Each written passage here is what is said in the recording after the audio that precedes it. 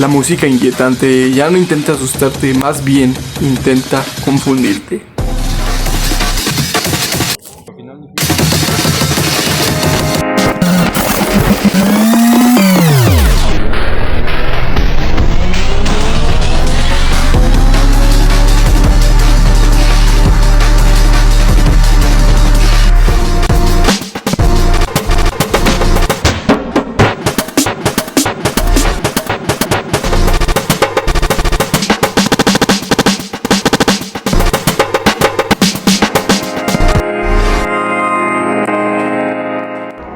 Antes el miedo era claro, tenía forma, tenía cara, tenía historias.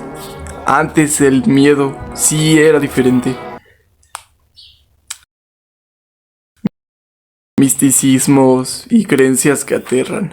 Ahora no sabes qué te está incomodando, solo sabes que algo está mal. Lo liminal, análogo y cores. El internet antiguo. El miedo era externo, porque nos encontrábamos con imágenes, foros viejos, creepypastas, videos de baja calidad. Y al inicio del internet, el terror era directo.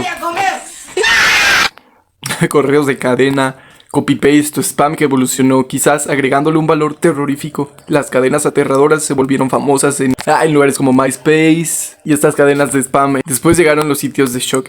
Tenían mucha libertad, como la página Rotten, pura maldad. Y todo era contenido de shock que venía de cámaras que grababan accidentes o cualquier altercado violento o siniestros. También películas con un contenido así, algo realista o cosas de ese estilo, tú sabes, gráfico, muy gráfico. Y después llegaron las películas mundo, películas recopilatorias de todo este tipo de contenido. Aquí me gustaría contarles una experiencia. Quiero contar el cómo una vez curioseando este tipo de cosas, de páginas, tú sabes, me encontré una página que subía cosas al estilo de si te ríes pierdes, pero con esto como su gracia. Eso estaba muy jodido, pero bueno. ¿Quién sabe por qué y para quien estaba creando ese contenido no lo consuman? Para los usuarios de estos sitios era un gran complemento por su libertad. ¡Ay, puto gallo! Era un gran complemento por su libertad al mostrar estas tragedias, el realismo en películas o cosas choqueantes que se usaban como impacto para usuarios desprevenidos. Como uno de los primeros que miré, no sé, por morbo, fue el video del pizzero que estaba en YouTube. Y sí, ya que tocamos el tema, en YouTube han habido varios casos de contenido que estuvo ahí por un tiempo. Contenido algo fuerte.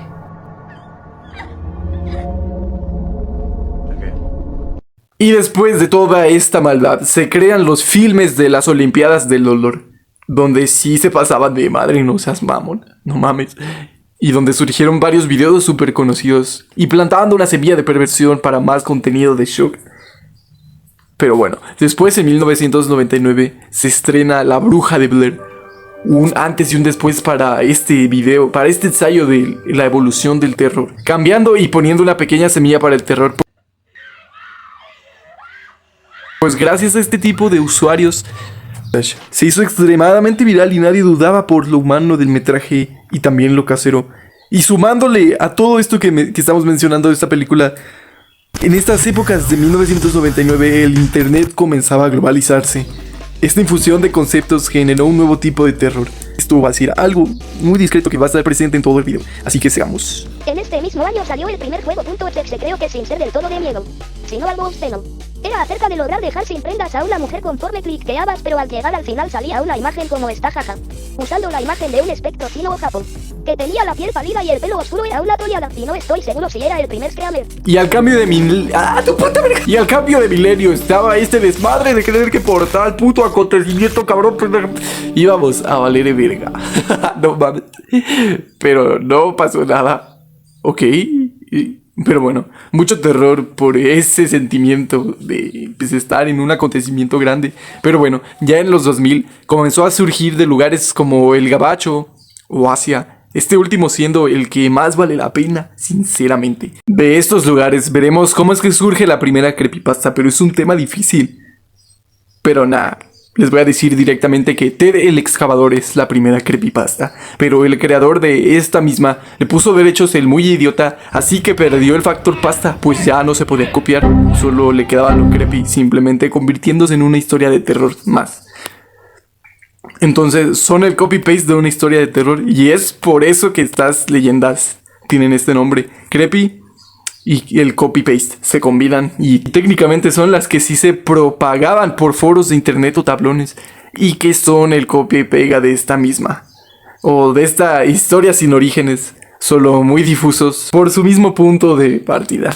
Es difícil este tema porque pareciera que muchas historias lo son, pero no.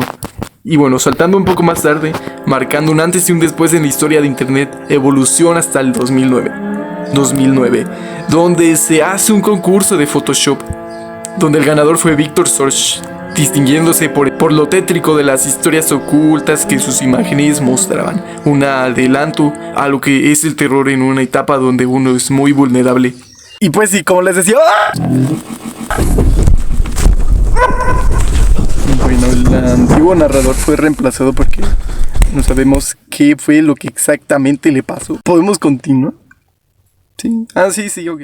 Pero, hijo de puta. Pero eran peculiares por ese ser humanoide alto y delgado que mientras más le ponías atención no podías ignorarlo. Y también a ese estilo de creación de estas imágenes se le suma Jeff the Killer, que era puro caos y ciberbullying hacia una chica japonesa por parte de su propio novio, creo. ¿Cómo ven eso? Eso está jodido. Donde tenían una página para subir estas imágenes, donde salió el famoso Photoshop de Jeff the Killer, para después irse modificando más y hacerse más difusa. Con todas estas creepypastas, lo que más sonaba y musicalizaba como el primer vistazo a esta conexión entre la música y el terror, que es vital porque es su vehículo, como muchas veces lo es este medio de... Ok. Y para este punto del video quiero analizar el por qué internet era tan hijo de puta cruel en sus comienzos. Pues en estas épocas del internet el anonimato era total, lo que daba igual a cero consecuencias en foros como 4chan, Something Awful o Twitter. Nadie tenía nombre ni cara. Y sin filtro social, la gente soltaba lo más retorcido que se les ocurría. El morbo era puro y sin moderación. Esta estética de lo real estaba ayudando entonces a todo esto. Era un contexto donde todo eran fotos granuladas, texto verde con comprensión horrible y parecía evidencia filtrada, no ficción. Porque esta crudeza lo hacía creíble. No había creador de contenido, eras tú versus el abismo por eso. Por eso salieron los juegos.exe o cosas malditas. Porque las páginas hasta querían que se te crasheara la pinche PC con el objetivo de joderte de verdad. Todo esto se convertía de historia turbia a leyenda digital, como un teléfono descompuesto 2.0. Alguien posteaba algo en un foro en 2007, otro lo copiaba y así, para que el origen se volviera niebla. Y el mito necesita niebla. Entre más difuso el origen, más real se siente Slenderman, el experimento ruso del sueño, Ben Drowned, porque todos nacieron de un post y todo esto los convirtió en folclore. Ya no eran de nadie, eran de todos. Entonces se volvió ritual, como contar creepypastas en llamadas de Skype a las 3 de la mañana, cadenas por Messenger, lo de no lo leas solo. El internet las convertía en fogata digital, algo que avivaba un fuego. Entonces es muy importante repasar el hecho de que Akira Yamaoka era como el sonido perfecto para leer sobre pasillos infinitos a las 2 de la mañana. No había derechos, había necesidad. Se volvió el sample del miedo y musicalizó el vacío. A ver, canta la de Silent Hill. Silent Hill vives. Akira Yamaoka, este es clave. Es algo vital por el primer... Akira Yamaoka, este es clave. Es algo vital por el pilar que fue en las creepypastas. ¿Y qué creen? Viene de Asia. Un ícono total en la música que suena a lobotomía, no sé, industrial, ambiental, melancolía, y básicamente definió cómo suena el miedo moderno en internet. Porque las creepypastas eran igual a cero presupuesto, más música de juegos, más audios raros de internet, lo que daba igual a una nostalgia distorsionada. Funcionó. Y ok, solo quería mencionar esto acerca de la musicalización de estas cosas tan icónicas del internet porque quiero abordar cómo fue evolucionando todo a su alrededor. Así que con esta pequeña explicación podemos ya darnos a entender cómo es que funciona la relación entre la música, el internet, el terror y los propios usuarios que promovían o parían de distintas maneras las leyendas en internet. ¿Ven lo que les digo? Aquí hay dos cosas interesantísimas. ¿Qué pedo con el terror que viene de Asia? Y sí, estas imágenes venían de trabajos de Photoshop, junto a una imagen parecida que decía que la tienes que repostear en otro foro en una hora, o si no algo terrible te pasaba. Pura amenaza, ¿qué pedo? Y bueno, ahora con lo que vimos de Asia, un año más tarde, en 2chan, la cuna de leyendas en el internet, saldría una imagen y poemas supuestamente malditos que no podías leer en voz alta, sino a finales de año o ese mismo día te pasaba algo. En ese foro se popularizó con debates de que si ese desmadre era real o no. Unos decían que sí, que leían el infierno de Tomino en voz alta, pero supuestamente no volvían a publicar nada, desapareciendo completamente. Y otras leyendas como el teque-teque o la mujer de la cara cortada que llegaron a internet de folclore japonés o asiático o chino, tú sabes todo esto. Y una de las importaciones más relevantes junto a estas imágenes abstractas y brutales leyendas fue la película Ring Ru, una cinta que te maldecía. Pero esta no se hizo tan viral. La versión occidental sí. Es obvio que gracias a esto surgió la peli del Aro.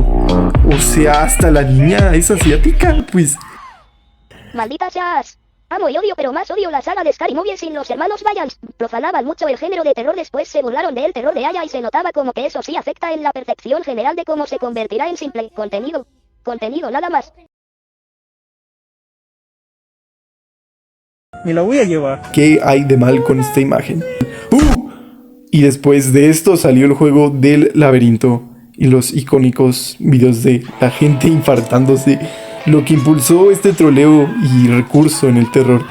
Como por ejemplo el comercial el video de la silla, o estas cosas tiernas e inocentes que... Bueno, ya que estamos hablando de juegos, hay que retomar el tema de juegos maliciosos. Aquí se encontraba el videojuego Polybus, algo difuso, se popularizó en 2003. Algunas personas dicen que se basó en Tempest, otro videojuego supuestamente maldito, pero más viejo. Y después de esto, ya fueron llegando todos los iconos del internet. Videos de miedo del GTA, las creepypastas ahora sí, y sin dejar de lado las críticas en todos estos videos de lo que... Parecía que no se abordaría el tema de la música, pero ya era hora. Conforme avance el video, iremos viendo más. Entonces, la música en todo este mundo del terror servía como puente emocional del terror de internet. Las creepypastas no tenían presupuesto, así que usaban música existente, soundtracks de videojuegos, piezas raras de internet, pero eso creó algo único, una identidad sonora basada en nostalgia más la distorsión. Ya son leyenda en el internet todas estas cosas, como los foros, creepypastas, imágenes perturbadoras o cursed images, pero esas las tocaré el otro día porque es un tema que totalmente me encanta. No mames, en serio, lo juro. Todo giraba alrededor de lo que podías ver o imaginar. Sonaba Candyman, un ambiente oscuro y coros, más repetición y una atmósfera pesada. Y bueno, ya que estamos hablando de YouTube y todos estos resurgimientos de leyendas, foros, imágenes, nos encontramos en YouTube con las viñetas de Salgo, este video de alguien que se parece a el usuario 666, que hablando de YouTube, todos estos se hicieron conocidos. El blog de Hayata Saiz-Yayon, el Mickey Mouse soviético, que es como me aterra, y todavía me aterra actualmente, no la chingues, y el gusano raro, Yomeniki Shumeniki, o el verdadero origen de Hello Kitty y el significado de su nombre, Hola Diablo. El diablo anda suelto, incluyendo el final de Supercampeones. Lo salvó la Virgen de Guadalupe. Bueno, y hablando de caricaturas y sus episodios perdidos, malditos, o que nos encontramos a Suicide Mouse, el suicidio de Calamardo o la muerte de Bart. Entre teorías como que el Gargamel en los Pitufos intentaba salvarnos de los pecados capitales, o no sé qué carajos, porque según eran satanistas, los 7 pecados capitales, o el puto Ku Klux Klan, no la chingue. Bueno, ya, pero, o el final de Doraemon. Pero sí, o eran 7 pecados capitales como en Bob Esponja, como lo acabamos de decir en Los Pitufos o en Ed, Edd y Eddy. Todas estas eran leyendas de revistas que terminaban digitalizándose. O gracias a 2chan, regresando a los metrajes extraños en YouTube, nos encontramos... Tu puta madre nos encontramos... Nos encontramos con Salad Fingers y pues todo esto lo de Newgrounds. El video de I Feel Fantastic, más screamers, la leyenda de pueblo, la banda y los comerciales que más que nada los japoneses, pero el del Consome Panchi entre otros, pero más que nada se sentían como pequeños tropiezos de bizarrez de todo este medio.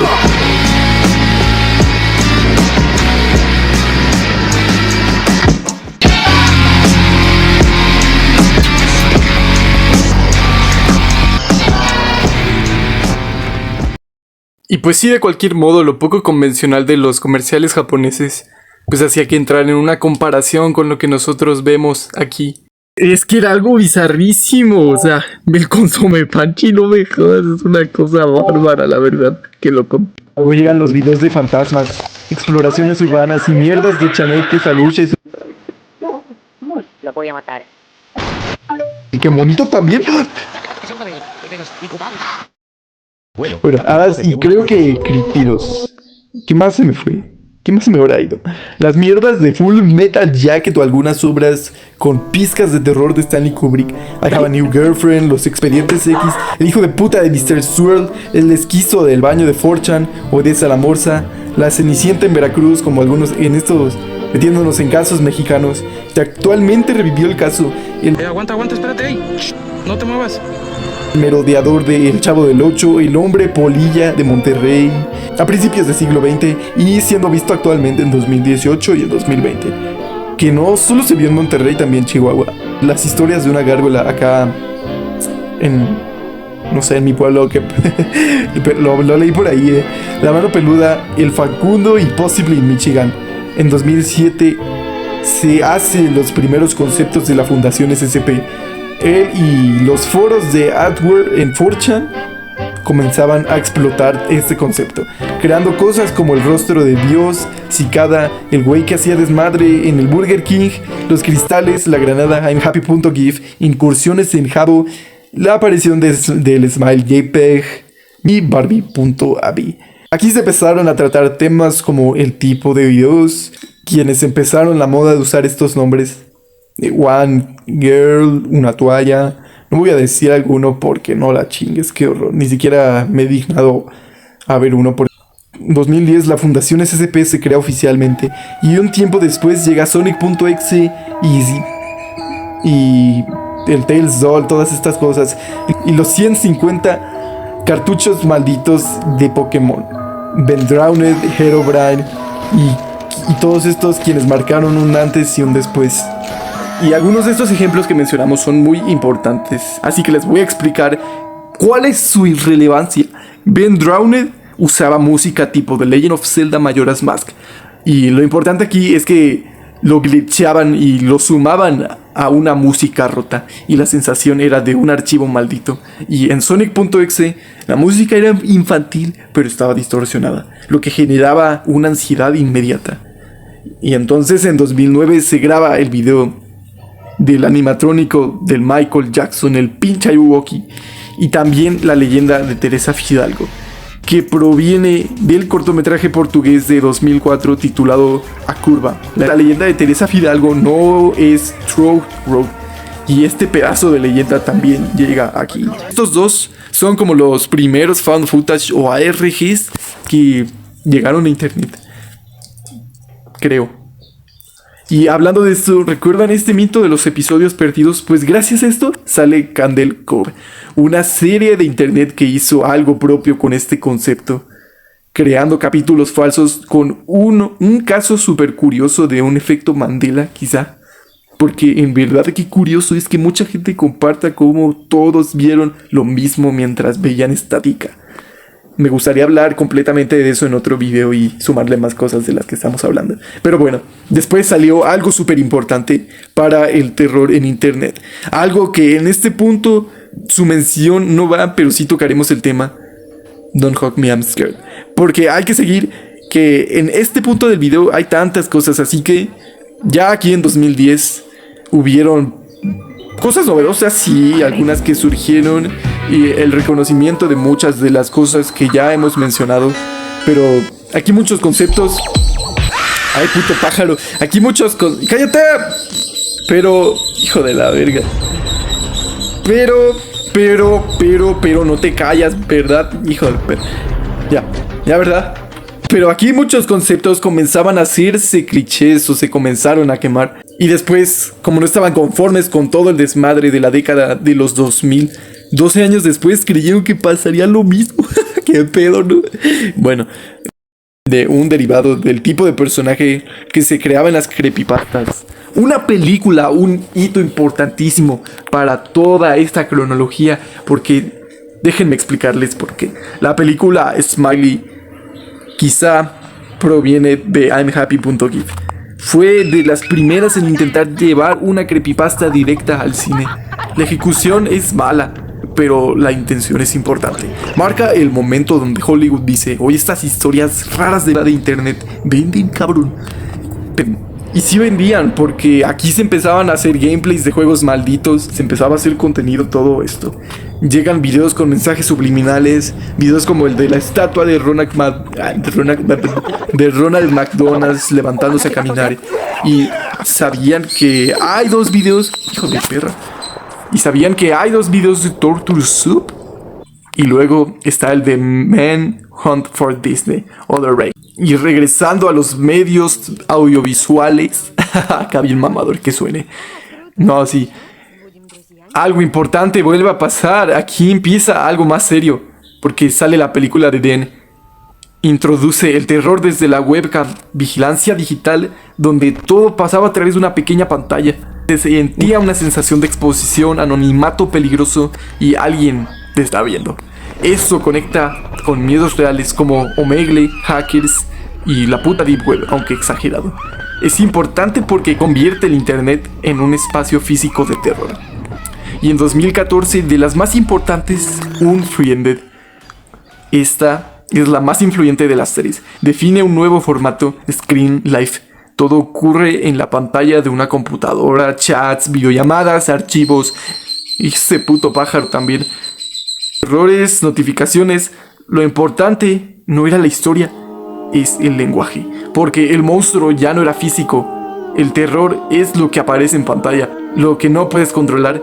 Cada una de estas películas que hemos visto representa pasos del cine hacia conceptos del internet o sensaciones del internet, como lo casero, íntimo o humano. No se toma como cine y dónde entra el mundo. Es porque no tiene autor, no tiene canon. El cine de terror tiene director, actores, créditos.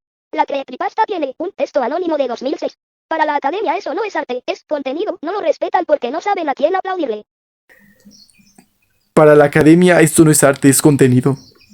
Y no lo respetan porque no saben a quién aplaudirle. Y es feo a propósito porque el cine busca verse bien, el terror de internet buscaba verse mal. Cámara temblorosa, audio saturado, edición culera, porque se parece más al mundo cane de los 60.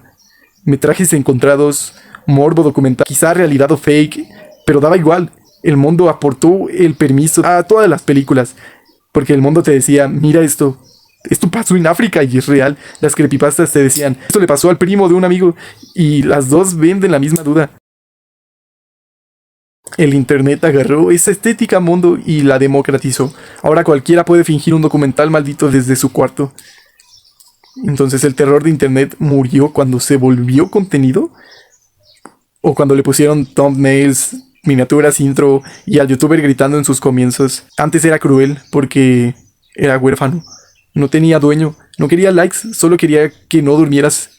Y por eso ahora es leyenda, porque nadie sabe quién lo parió, pero todos recordamos el insomnio. También aquí llegan los 4 FNAF.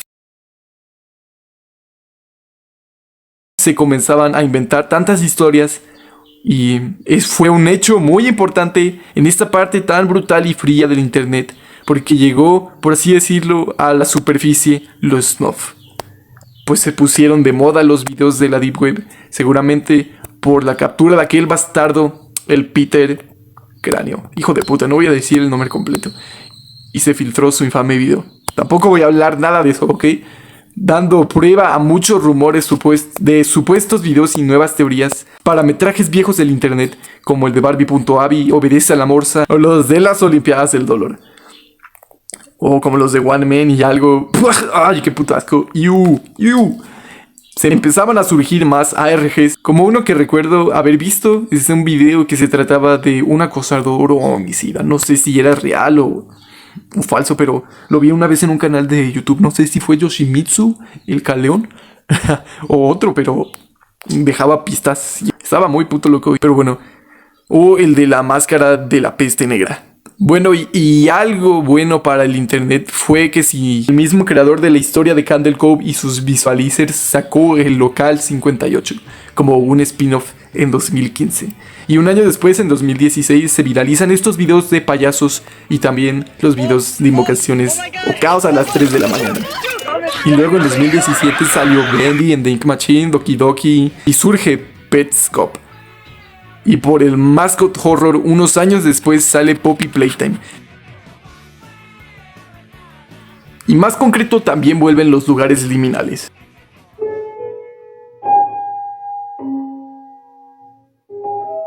En 2018 se intentó hacer una película de este famoso creepypasta. La película del pinche Slenderman. Esta película es importante, pero más como fracaso histórico que como logro. ¿Por qué? ¿Y entonces por qué importa? Porque viene de Slenderman, que fue uno de los primeros mitos virales del internet, nacido en foros como Something Awful, esparcido por lugares de todo el puto mundo, con imágenes editadas y creepypastas, y series como Marvel Hornets lo popularizaban. Slenderman no era solo un personaje, era una historia colectiva construida por muchas personas. Entonces, ¿qué pasó con la película, cabrón? Hollywood intentó hacerlo normal. Quitó lo más importante, hijo de puta. La ambigüedad, el misterio y la participación del internet. Y el resultado fue que mató lo que lo hacía especial. Pero bueno, era una sensación. Pero mierda, fue mala. Igual se sentía el impacto de la cultura del terror en internet ya en estos puntos en 2018. Y en 2018 también se veía como, ya casi después de 10 años del internet, el ciclo de reciclaje ya empezaba en 2010 como... Y bueno, todas estas cosas que hemos hablado son un ejemplo de suavización. Es como con las olas de Trevor Henderson o Momo y su WhatsApp maldito más público, porque pues no es apto para todos. Se pierde la gracia de hacer cosas de terror si hacen estas cosas, hijos de... ¿El terror estaba tocando su límite en el internet? Quién sabe, pero algo que alimentaba el misterio y el terror un poco más fue la popularización de los icebergs, como el de las copias distintas de cada Mario 64, y surgen los Lost Media después de ya 2 décadas de internet o más. Bueno, mucho tiempo, porque ya nos encontramos en 2020, mientras que los ARGs volvían a ponerse de moda con los Walten Files, el catálogo Mandela o el del videojuego de Godzilla. Ok, esto fue algo que se me ocurrió de último momento, quizá personal. Pues mientras todo esto cambiaba, yo también estaba viendo esos videos. Las creepypastas, los misterios, los ARGs, los canales raros que aparecían de la nada. Supongo que después de tantos años apreciando todo esto, también yo quería hacer lo mío. Yo quería hacer algo propio, terminé intentando hacer el mío, mi propio ARG. Nunca salió exactamente como lo imaginaba, pero durante algunos años mi propio rincón extraño de internet está ahí y me gustaría compartírselos. Creo que muchas de las cosas que hago ahora nacieron de ahí.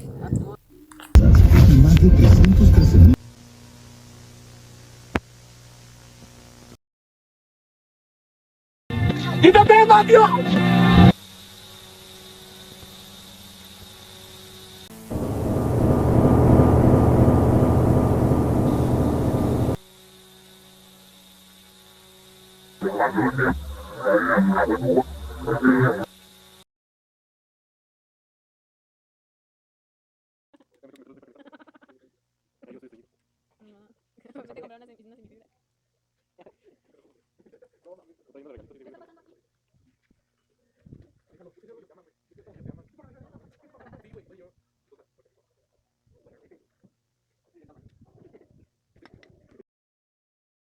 VoiceBird, provocando que todos vuelvan a hacer este formato.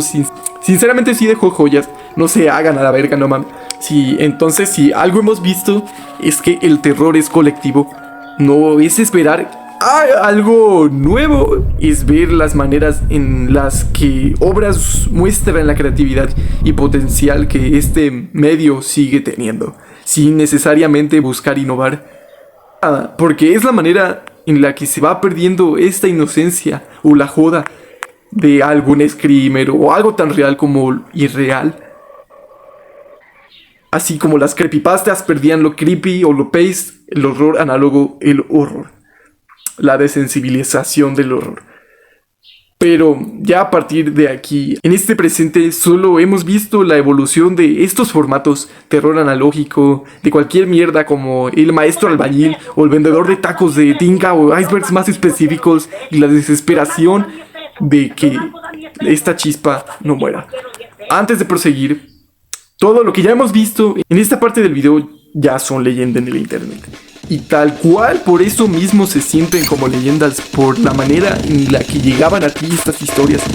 A mí una vez me contaron una historia de que no sé de dónde vino, pero me provocó desvelos. Y trataba de que si simplemente ya escuchabas esto y dormías, algo se aparecería para verte o hacer una masacre contigo.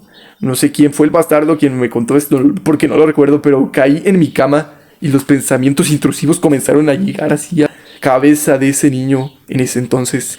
Y me quedé viendo el marco de la puerta toda la noche, hasta ya un poco más tarde, que fue donde me dormí. Como si fuera el Five Nights at Freddy's, literalmente. Qué mamada, porque creo que si también me descuidaba durmiendo, pasaba todo. Pero, qué pedo, bueno. Y entonces sí se sentían como si estuvieras escuchando una leyenda, por la forma en que te lo compartían o llegaban a ti.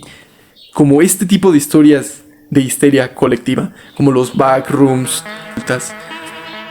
o como pensar que existía un Chester Chetos en los túneles de Kitsania. Eran los videos de primos bien culeros que te enseñaban algo para que te traumaras a la verga. Cosas que a alguien te pasaba casi en secreto, y también en parte eran como creencias. Igual, y todo esto de la ouija y todo, que es un tema de motricidad cerebral, de creer que pues se está pasando, pero simplemente es como un reflejo del momento. El miedo era narrativo, había un monstruo, había una historia, y tú solo tenías que creerla. Muchos monstruos, muchos como para ser un niño en internet. Habían historias, había algo que señalar, y la música acompañaba eso, como en las ya iconiquísimas creepypastas. Chequen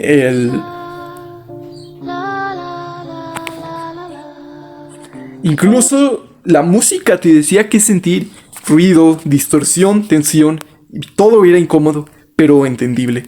El miedo estaba afuera y se podía señalar, como los espacios de transición que fue nuestra infancia, a recordarlos de esta manera, los backrooms. Es todo un tema esto, la neta me gustaría hablar de espacios de transición como lo son los backrooms, pero bueno, sigamos, eso va a ser para después. Aquí ya comenzábamos a sentir miedo o terror por cosas inocentes o de nuestra infancia. Programas fuertes de la televisión abierta, el perro que come cereal con cuchara, el puto consomé parche hijo de la chica, los perros que parecían humanos, el Chester Chetos y ya bueno, la chiva esta extraña y como el Canal 5 y Selene Delgado López. Había un factor de nostalgia, como ver cosas conocidas desde otro enfoque. Transición a algo que cambia. La transición a algo que cambia. El miedo como sensación. Acá después de tantas cosas nos encontrábamos recordando las creepypastas distinto. Hasta era burla, era como decir una pendejada tipo, ¿sabes qué significa creepypasta?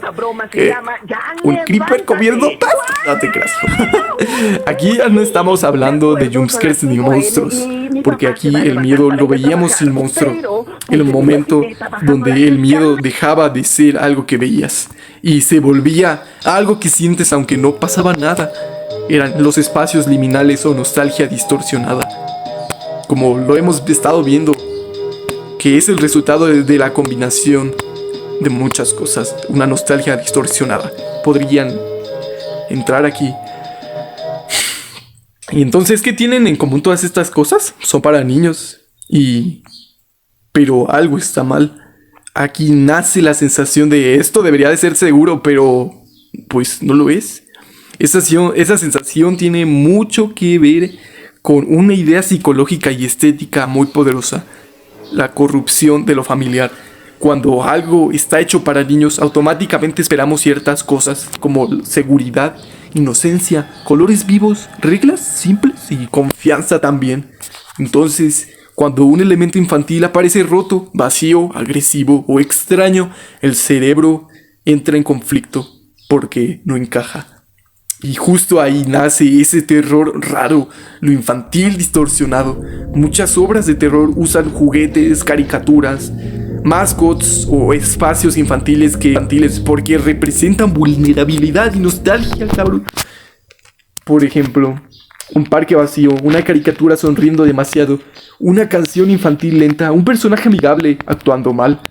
Como el Silent Hill, donde veíamos un peluche de un conejo ensangrentado que se usaba como simbolismo de muchas cosas.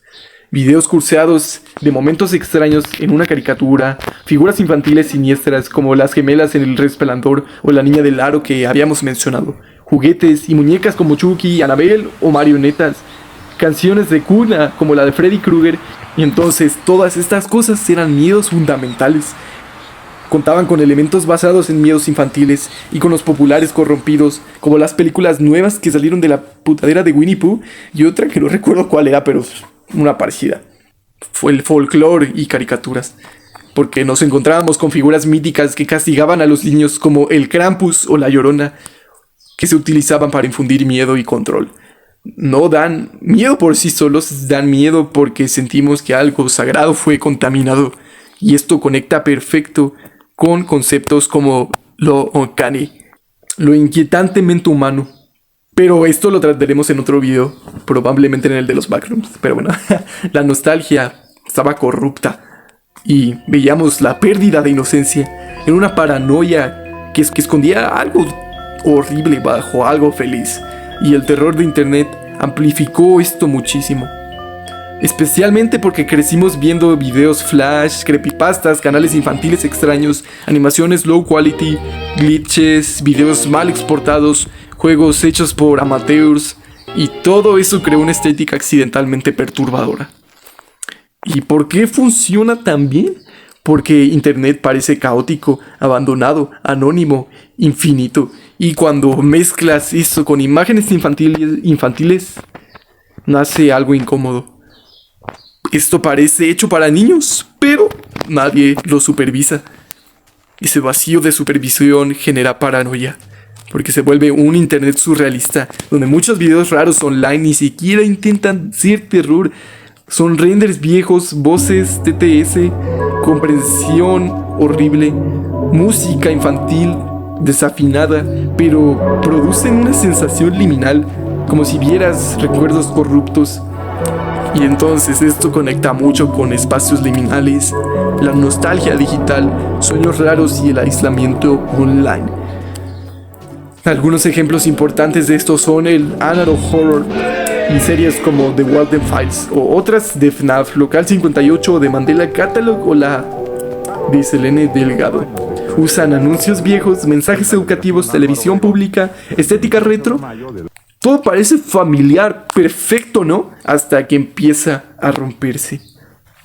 Mascots horror, juegos como Five Nights at Freddy's funcionan porque los animatrónicos fueron diseñados para entretener niños, pero están vacíos. Parecen cadáveres mecánicos que sonríen sin emoción. Y la idea de diversión infantil fue abandonada. Lo más fuerte es que el terror emocional es que el verdadero miedo no suele ser el monstruo. Es la sensación de que algo que debía cuidarme ahora se siente vacío. Por eso caricaturas rotas, muñecos abandonados, comerciales infantiles antiguos, escuelas vacías, juegos viejos o corruptos pueden sentirse más perturbadores que un monstruo explícito, porque atacan memorias emocionales y honestamente esto conecta muchísimo con la estética que estamos trabajando. Entonces llegaba la ruptura de todo esto, cuando lo familiar se deforma. Aquí también entra Don't Hug Me I'm Scared porque es clave. Y Happy Tree Friends, esto ya no es solo raro, es traición. Te promete algo infantil y lo destruye frente a ti. Esto marca a toda una generación con confianza para luego dar incomodidad y después un shock y al final fascinación tal vez. Pero aquí entra algo diferente. Entra Quiero Bonito con Time and Place. No te asusta de golpe, este álbum es un pequeño vistazo a todo este espacio de transición, el umbral en el video y el umbral a la liminalidad. Este álbum no te asusta al principio porque construye una fachada con su álbum cover o con su sonido también.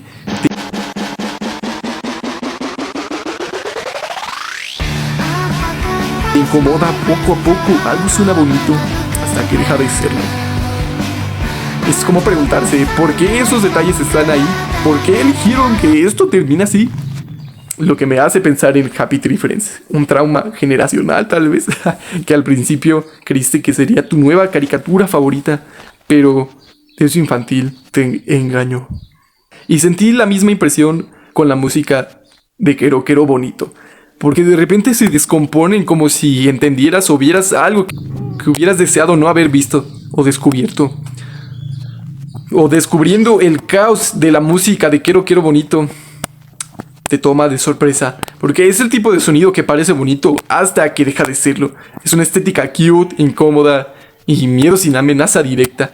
Y entonces el siguiente paso es el miedo sin el monstruo, como lo estábamos mencionando.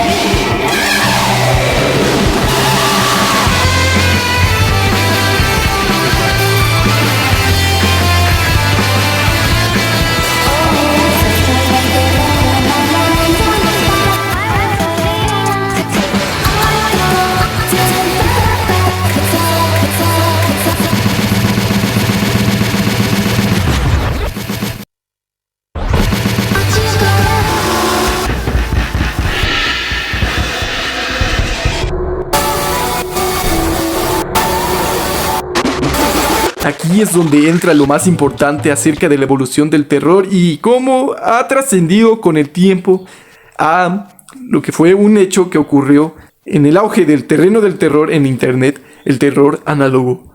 Es que encaja perfecto con lo ya visto. El terror primitivo en internet y este punto en el que nos encontramos ahora lo infantil pero mal.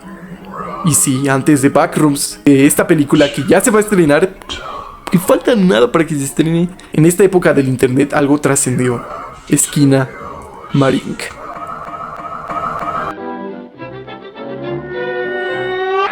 Aquí ya no hay lugar. Y ya no hay un villano claro o historias claras. Solo hay sensación, estética liminal, espacios vacíos, silencio, sonidos lejanos. Esquina Marink no da miedo normal. Y eso es lo importante, porque la mayoría del terror clásico funciona así. Aparece algo, entiendes el peligro, sobrevives o mueres. Pero en Esquina Marink se rompe todo esto completamente. Porque, ¿qué se está haciendo realmente?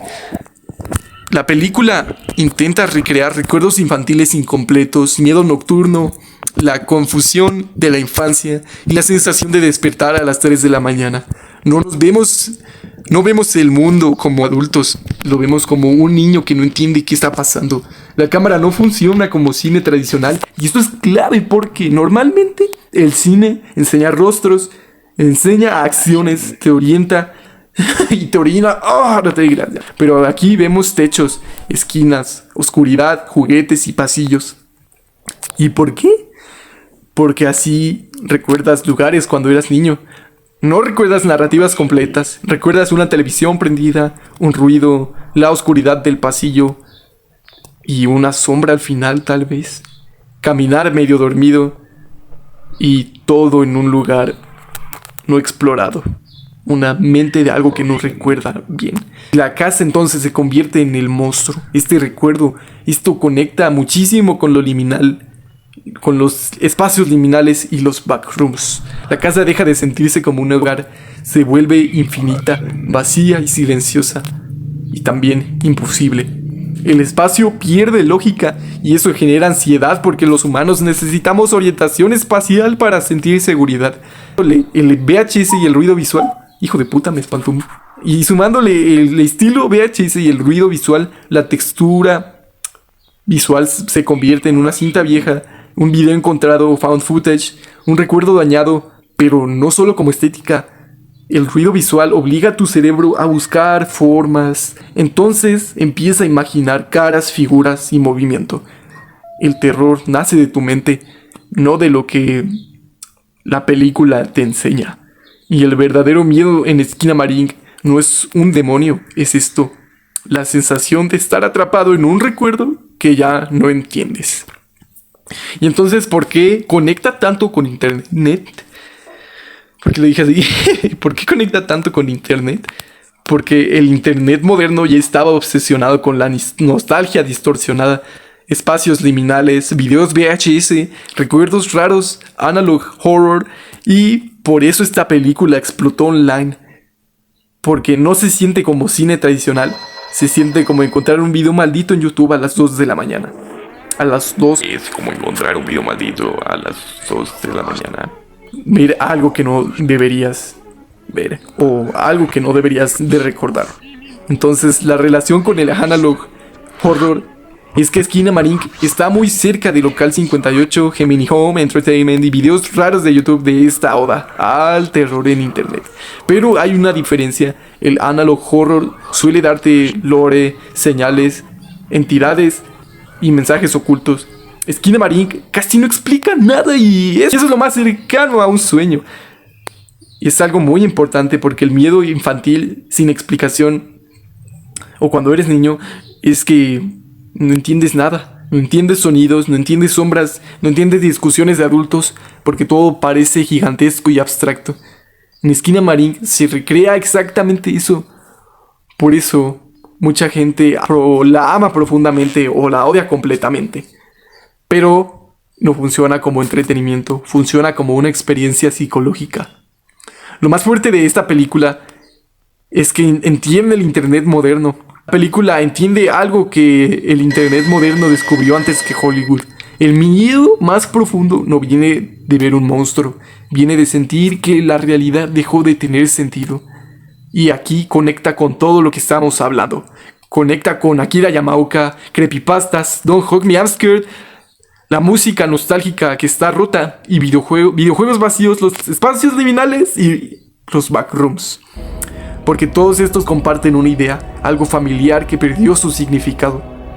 Y la música como transición emocional nos acompaña porque aquí conectamos perfecto con lo que habíamos dicho antes. La música de Akira Yamaoka, de videojuegos, sonidos distorsionados, nostalgia rota, entra a algo más moderno como Time and Space de Quiero Quiero Bonito. Y entonces Quiero Quiero Bonito se convierte en un umbral. Este álbum no da miedo directo, como ya lo habíamos dicho, es algo más peligroso porque empieza dulce, parece inocente, casi infantil, pero poco a poco algo no encaja. Los sonidos se sienten raros y las decisiones son incómodas. Y ahí pasa esto, no sabes por qué, pero ya no te sientes seguro a la mierda. ¡Ah! Y entonces aquí hay una conexión con lo infantil y corrompido, porque esto une todo. No estoy fingiendo la voz. Bueno, un poquito sí, pero bueno. Videojuegos viejos, de lo infantil y corrompido, creepypastas, Five Nights at Freddy's y caricaturas engañosas. Lo que hemos visto es la fórmula de la infancia, más la distorsión que da como resultado una incomodidad profunda. Y entonces ya no hay susto, hay una sensación persistente como recordar algo, pero mal. caos digital. Y luego el otro extremo es el ruido como lenguaje emocional. Demasiado Dead Grips, Machine Girl, JPEG, Mafia, hijo de puta, ruido, saturación, golpes. Y no es que no lo entiendas, es que no puedes procesarlo. El miedo se vuelve ansiedad, sobrecarga, y el internet ya no se sentía como antes. Imágenes liminales, audio tipo Boards of Canada y sensaciones de vacío que dejaban todas estas cosas. La memoria digital. Memoria digital y archivos perdidos. La memoria digital eran sensaciones como The Caretaker, Infinity Frequencies, música que suena como recuerdos pero incompletos. Me gustaría profundizar en estos artistas, pero en otro video. El cerebro odia eso. Cuando algo no tiene sentido, lo rellena, y casi siempre lo rellena con miedo. Y aquí llegamos a el punto más esperado, quizá. Los backrooms no nacen como un monstruo icónico tradicional. No nacen como un vampiro, un demonio, un asesino. Nacen de una imagen simple, casi banal. Alfombra amarilla, luces fluorescentes, oficina vacía, silencio. Y eso combina muchísimo con el terror moderno. El internet creó un nuevo tipo de miedo. Antes el terror dependía mucho de criaturas, escenas putamente violentas, dependía de violencia, oscuridad, lo sobrenatural, pero internet empezó a desarrollar otra cosa, el miedo atmosférico. Un miedo basado en espacios vacíos, nostalgia corrupta, sensación de irrealidad, imágenes encontradas de baja calidad o baja calidad digital y aislamiento. Y eso viene de toda una evolución que es... a la verga. Y eso viene de toda la evolución que hemos repasado a lo largo del video. Creepypastas, foros anónimos, videos encontrados, ARGs, analog horror, liminal spaces, glitches, videojuegos experimentales. Y el internet permitió que el terror fuera más abstracto, más psicológico, más sensorial. Y lo liminal llega como algo clave, porque los espacios liminales son lugares que parecen existir entre un estado y otro, entre memoria y realidad, entre un sueño y la vigilia. Por eso dan miedo escuelas vacías, centros comerciales abandonados, pasillos infinitos, hoteles silenciosos, parques infantiles de noche. No parecen peligrosos, parecen equivocados. Los backrooms como síntesis cultural se volvieron tan fuertes porque condensan muchas cosas modernas: ansiedad digital, aislamiento, nostalgia noventera, arquitectura corporativa vacía, sensación de simulación y el miedo existencial. Y algo importante es que el monstruo nunca fue lo principal. El verdadero terror es estar atrapado en un espacio sin propósito humano. Y entonces en la película veremos el nuevo terror de internet. La adaptación cinematográfica de Backrooms se volvió importante, no porque inventara el terror, sino porque legitimó una estética nacida completamente del internet online. Eso sí es histórico, porque demuestra que YouTube, comunidades digitales, videos experimentales, horror amateur, ya pueden influir directamente en el cine contemporáneo, como lo hemos estado viendo últimamente con películas como Obsession y el caso del youtuber que se hizo su propia película, gracias a todos sus fans. Y además, todo este hito, todo este hecho de la película, todo este hecho de que se está realizando la película ya de los Backrooms, lo hizo sin depender tanto de jumpscares constantes, lore exagerado, fanservice, y porque la gran parte del impacto viene de la atmósfera, del silencio, del espacio. Y creo que es importante esto. Sobreexplotar los backrooms les quita fuerza. Su poder original estaba en lo desconocido, lo ambiguo, lo vacío. Y cuando se llenan de demasiadas criaturas, algunos niveles innecesarios, pierde parte de esa sensación. Pierde parte de esa sensación pura. O bueno, abro debate. ¿Ustedes qué piensan? El mejor terror de internet muchas veces funciona porque parece un recuerdo roto más que una franquicia. Y quizá eso es lo que está pasando con el arte digital contemporáneo en general. Estamos viendo cómo Internet dejó de ser solo una herramienta y se convirtió en un lugar emocional. Y finalmente, esto. Backrooms. Puto pájaro. Backrooms. Backrooms. Espacios vacíos. Donde nada pasa, pero todo se siente mal. Lo conoces, pero no sabes de dónde.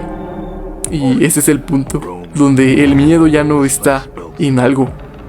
Está en ti, en tu persona. Y bueno, si lo ves completo, el cambio es claro. Antes el miedo era una historia, luego se volvió una emoción y ahora es una sensación de realidad rota. La música ya no quiere asustarte, quiere hacerte sentir que algo en el mundo no encaja. Y lo peor es que a veces tiene razón. El miedo más fuerte ya no es el que te grita, es el que no se va, es el que se queda contigo y no se va.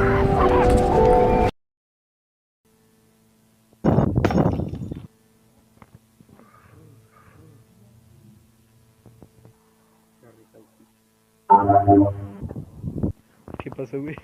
Ahí hay un skin contra mí.